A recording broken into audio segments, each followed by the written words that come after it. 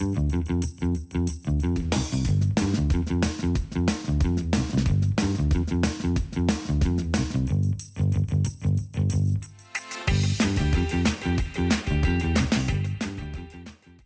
can look at coupons as being a necessary evil.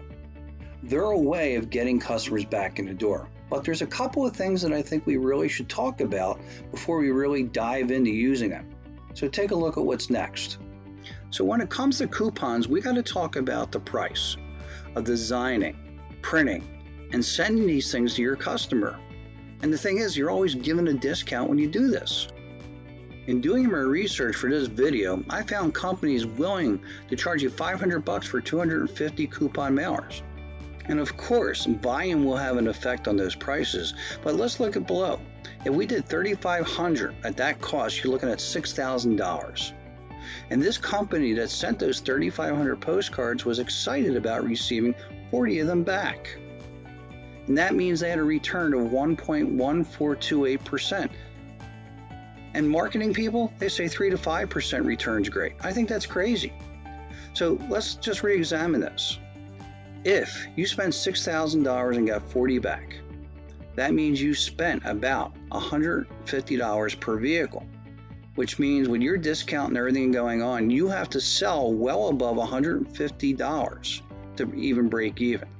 So with coupons, you're already behind the ball. You got to pay for everything we mentioned and then hope for a decent return. So this is where we're going to change things because one, let's eliminate that discount, and two, let's make our own coupons.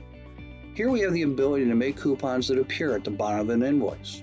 And that doesn't have to be a sale price. That could be everyday low price, or it could be notes, or even a coupon for a company or business around you that customers use all the time.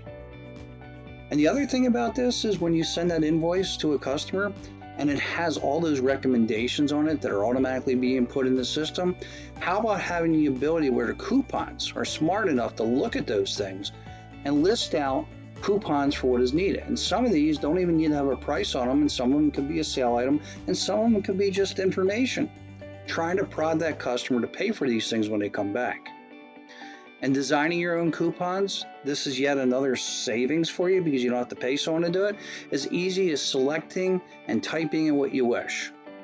And of course, going back and double checking to make sure that you put all the right spelling and stuff in there, because that's kind of important. But you have full control over building your own coupons. And you have full control over the cost of those coupons. And don't forget that if you have a website, be sure that it has the ability for you to put coupons on there. And again, an easy way for you to set these up, change them as need be, maybe once a week, and even make it easier for the customer to use by having the quick, easy way to print them. Coupons, they don't need to be sale items. I know that's a lot of information to kind of take in, but coupons can be your friend, and they can even be more friendly if you're in charge of them from beginning to end. So take a look at what I just shared with you and see how it can affect you in a positive way.